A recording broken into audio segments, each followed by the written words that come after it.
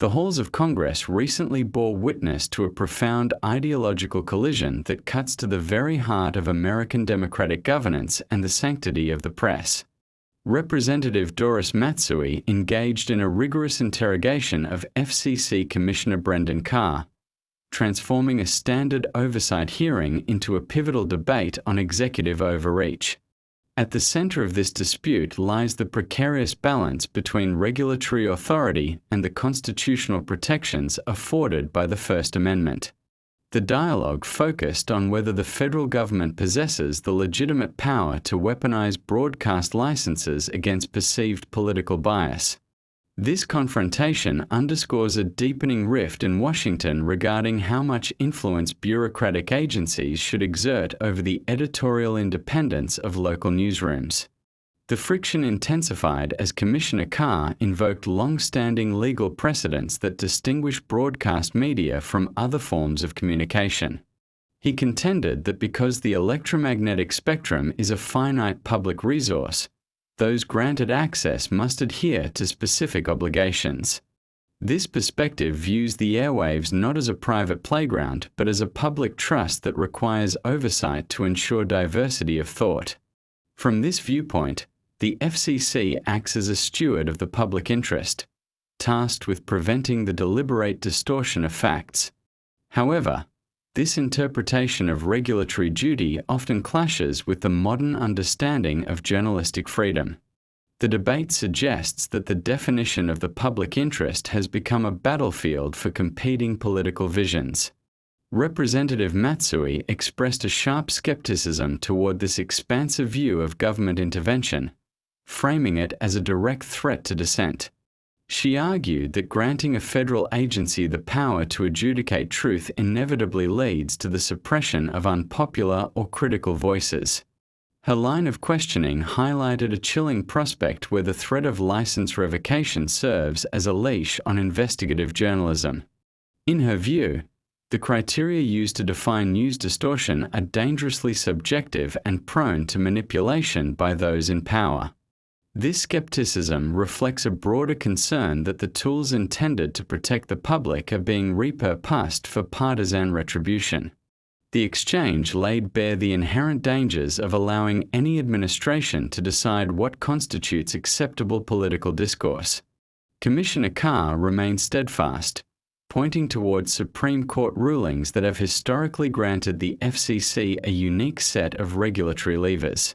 He emphasized that broadcasters enter a social contract the moment they accept a license to operate on public frequencies. This legal framework suggests that the government has a compelling interest in maintaining a baseline of integrity within the broadcast landscape.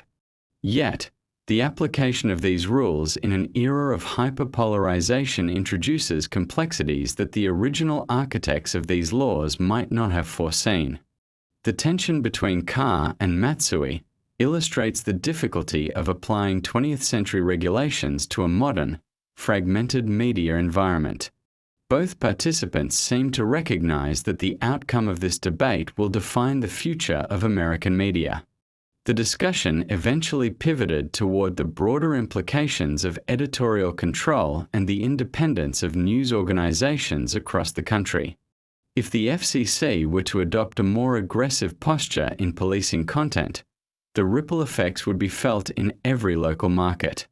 Matsui warned that such a shift would effectively turn the federal government into a national editor-in-chief with the power to silence critics.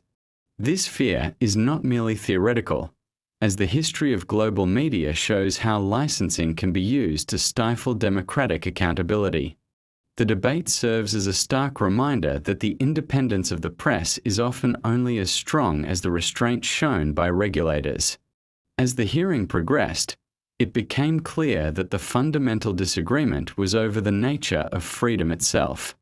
The intersection of administrative law and constitutional protections creates a volatile frontier where the power of the state meets the autonomy of the individual.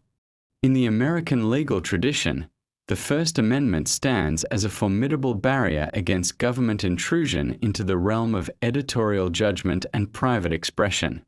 However, The Federal Communications Commission operates within a unique carve-out that treats the broadcast medium as a distinct entity subject to higher scrutiny. This distinction is rooted in the physical reality of the electromagnetic spectrum, which necessitates a system of licensing to prevent chaotic interference. Consequently, the broadcaster is viewed not merely as a private speaker but as a public trustee with affirmative obligations to the citizenry. This conceptual framework provides the basis for the FCC's controversial authority to evaluate whether a station is operating in the public interest. The tension between Representative Matsui and Commissioner Carr illuminates the fragility of this trustee model in a hyper-partisan political environment. When the government possesses the authority to grant or revoke the right to speak on public airwaves, it holds a metaphorical sword of Damocles over the heads of news directors. This power is ostensibly checked by the First Amendment, but the definitions of public interest and news distortion remain dangerously elastic. If these terms are interpreted too broadly, they can be transformed into instruments of political discipline used to target outlets that challenge the prevailing power structure. The danger lies in the subjective nature of what constitutes a distortion of the truth versus a difference in editorial perspective. Without clear and objective boundaries, the regulatory process risks becoming a mechanism for state-sponsored harassment of the press. In the landmark case of Red Lion Broadcasting Company v. FCC, the Supreme Court established that the rights of viewers and listeners are paramount over the rights of broadcasters. This ruling birthed the fairness doctrine and solidified the idea that the government can compel speech in the name of ensuring a diverse marketplace of ideas. Commissioner Carr's arguments often echo this sentiment, suggesting that the public has a right to receive unbiased information from those privileged to use the airwaves. From this vantage point, the FCC is a necessary umpire that ensures the game of democracy is played on a level field of factual integrity. However, the subsequent repeal of the fairness doctrine in the late 20th century signaled a shift toward a more libertarian view of broadcast freedom. This historical oscillation between regulation and deregulation creates a profound uncertainty for local newsrooms trying to navigate modern political sensitivities. Representative Matsui's line of questioning strikes at the heart of this uncertainty, challenging the notion that a federal agency can ever be a neutral arbiter of truth. She emphasizes that the power to investigate a newsroom's internal deliberations is, in itself, an act of intimidation that undermines journalistic integrity.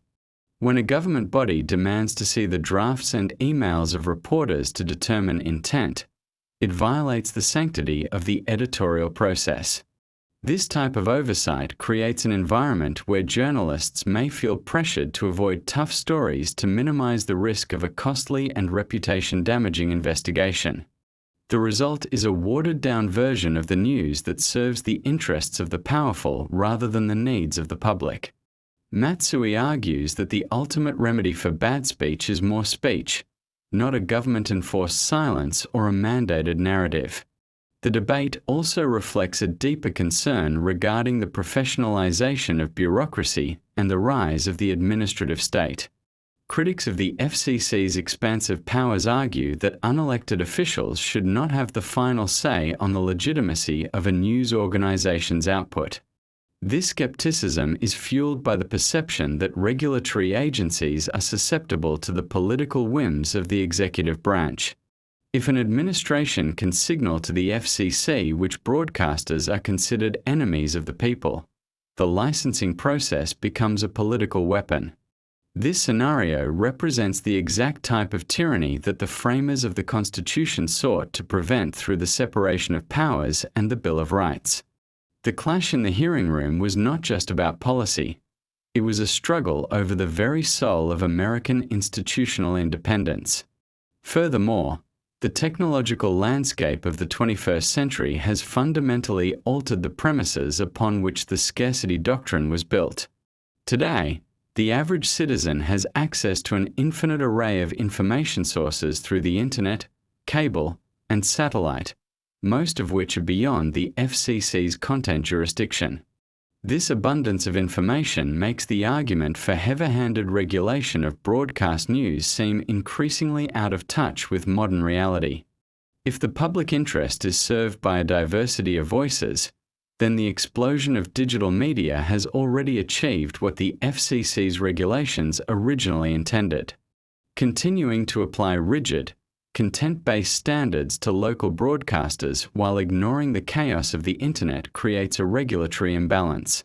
This disparity suggests that the current push for stricter broadcast oversight may be motivated more by a desire for control than by a concern for the public good. The focus on news distortion policies is particularly troubling because it invites the government into the highly subjective realm of fact-checking and context. A story that is factually accurate but presented through a specific ideological lens can be characterized by its opponents as a distortion. If the FCC is allowed to punish broadcasters for their choice of emphasis or framing, then no journalist is truly free. This power allows the state to effectively write the headlines by punishing those who deviate from an approved version of events. Matsui's defense of the press highlights the necessity of maintaining a sharp divide between the regulator and the reporter to preserve a functioning democracy. The preservation of this boundary is essential to ensuring that the press can continue to serve its role as a watchdog rather than a lapdog of the state.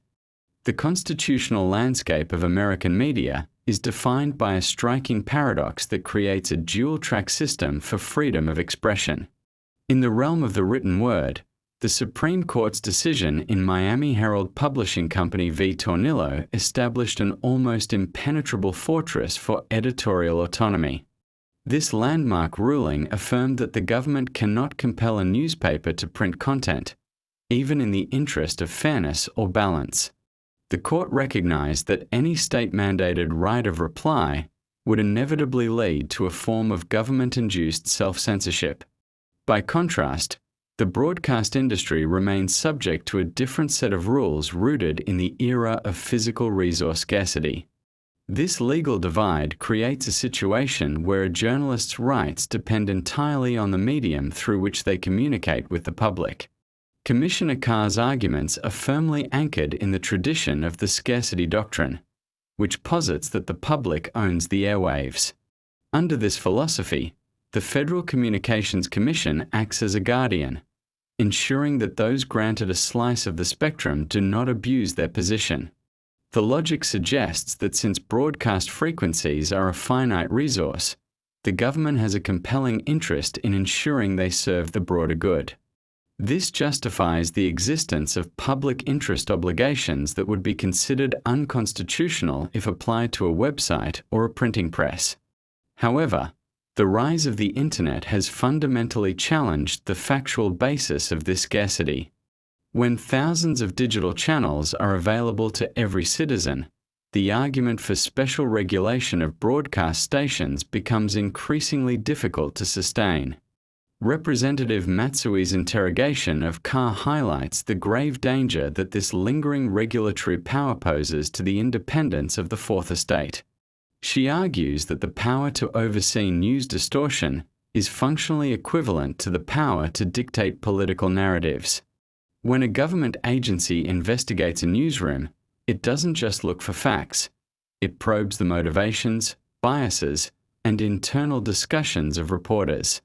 This type of administrative intrusion creates what legal scholars call a chilling effect, where the fear of punishment inhibits free expression. A local broadcaster, fearing a long and expensive legal battle with a federal agency, may simply choose to avoid controversial political reporting altogether. This invisible censorship weakens the democratic process by removing critical perspectives from the public square. The history of the fairness doctrine provides a cautionary tale of how well-intentioned regulations can be repurposed for political ends. Originally designed to ensure that broadcasters presented diverse viewpoints, the doctrine was often used by various administrations to harass media outlets that were perceived as hostile. By filing complaints with the FCC, political operatives could force their opponents into costly compliance procedures. This tactic demonstrated that the mere threat of a regulatory audit could be used to soften editorial stances.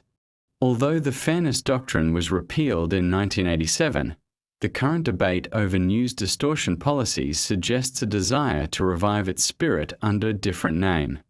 Matsui's defense of the press is a recognition that any tool designed to enforce balance can also be used to enforce conformity.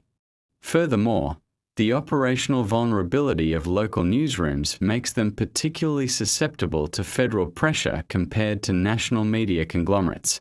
A local station in a mid-sized market lacks the legal resources and political capital of a major network to fight back against a federal inquiry. For these smaller entities, the broadcast license is their most valuable asset, and any threat to its renewal is an existential crisis. This creates a power dynamic where the FCC does not even need to issue a formal fine to exert influence. A simple letter of inquiry or a public statement from a commissioner can be enough to signal which topics are considered off-limits. This subtle form of coercion allows the government to steer the news without ever having to pass a formal law. The technological shift toward digital platforms has created a regulatory imbalance that Representative Matsui finds increasingly untenable. Today, a significant portion of the American public receives news from social media algorithms that are designed for engagement rather than accuracy. These platforms operate entirely outside the jurisdiction of the FCC's content regulations, creating a wild west of information. In this context, placing heavy-handed restrictions on local broadcast news, one of the most trusted sources of local information, seems counterproductive. By punishing traditional broadcasters for perceived bias while ignoring the chaos of the internet, the government may be undermining the very institutions that provide factual stability. This disparity suggests that the current focus on broadcast regulation is more about controlling old media than understanding new media. At the heart of the clash between Carr and Matsui is a fundamental disagreement over the nature of journalistic truth. Commissioner Carr seems to believe that truth is an objective standard that can be measured and enforced by a panel of government experts. Representative Matsui, however, aligns with the traditional view that truth emerges from a robust and uninhibited marketplace of ideas. From this perspective, the government's role is not to be the arbiter of what is true, but to ensure that no one has the power to silence others. The moment a federal agency begins to define news distortion, it assumes a mantle of infallibility that is incompatible with a free society. The preservation of the First Amendment requires accepting that some speakers will be biased, unfair, or even wrong. The implications of this debate extend far beyond the walls of the hearing room and into the future of American self-governance. If the FCC is allowed to use its licensing power to police political speech, it sets a precedent that will be followed by every subsequent administration. A tool used to protect the public from one side today will inevitably be used to silence the other side tomorrow. This cycle of retribution would eventually transform the FCC from a technical administrative body into a political police force. Matsui's vigorous defense of the press serves as a reminder that the independence of the media is a prerequisite for a functioning democracy. Without a press that is free to criticize the government without fear of losing its license, the public loses its most effective watchdog. The erosion of institutional trust in the United States has transformed the debate over broadcast regulation from a technical matter into a cultural crisis. When the public perceives that the mechanisms of government are being used to tilt the scales of information, the legitimacy of the entire democratic system is called into account. Commissioner Carr's insistence on the FCC's role as a guarantor of the public interest assumes a level of bureaucratic neutrality that many Americans no longer believe exists. In an era where fake news is a label used by all sides to dismiss inconvenient facts, the idea of a government truth checker feels inherently partisan. This crisis of confidence suggests that any attempt to police news distortion will be viewed through the lens of political warfare. The psychological impact of government oversight on the journalistic profession cannot be overstated in this context of heightened polarization. If reporters believe that their editorial choices are being logged and monitored by a federal agency, the spirit of bold inquiry begins to wither. Investigative journalism depends on the ability to challenge the status quo and probe the dark corners of administrative power. When the very agency that holds the power of life and death over a station's license begins to question its objectivity, the incentive for investigative risk-taking vanishes. This results in a sanitized media landscape where broadcasters prioritize administrative compliance over their duty to inform the citizenry. Representative Matsui's focus on the protection of dissent highlights the essential role that a free and even biased press plays in a pluralistic society. A democracy does not require its citizens or its journalists to be perfectly neutral. It requires them to be free to express competing viewpoints. The moment the state attempts to mandate a specific version of the truth, it inadvertently creates a black market for alternative, often more radical, narratives. By suppressing perceived bias in mainstream broadcast media, the government may actually be driving the public toward more extremist and unregulated digital echo chambers. This counterintuitive result suggests that the FCC's heavy-handedness could undermine the very social stability it claims to protect. The debate also touches upon the dangerous precedent of using administrative law to bypass the traditional protections of the judicial system. Normally, accusations of libel or defamation are handled in civil courts where strict standards of proof and constitutional safeguards are in place. By using the FCC's licensing process to adjudicate claims of news distortion, the government creates a backdoor mechanism for punishing speech without the same level of due process. This administrative shortcut allows a small group of unelected commissioners to act as judge, jury, and executioner for a media outlet's business model. Matsui's defense of the press is therefore a defense of the rule of law against the encroaching power of the administrative state. Furthermore, the global implications of the American approach to media regulation are profound and far-reaching. The United States has long been a global beacon for press freedom, often criticizing foreign regimes that use licensing as a tool to silence political opposition. If the FCC begins to revoke licenses based on editorial content or political bias, it provides a moral shield for authoritarian leaders around the world to do the same. These leaders can point to American policy as a justification for their own efforts to dismantle independent journalism in their respective countries. The preservation of a truly independent press in America is thus a matter of international importance and global democratic integrity. The concept of the public interest has become a semantic vessel into which any administration can pour its own political priorities. Under one leadership, the public interest might be defined as promoting traditional values. Under another, it might mean prioritizing social justice or economic equity. When such a foundational regulatory term is subject to the whims of the political cycle, it ceases to be a reliable standard for the industry.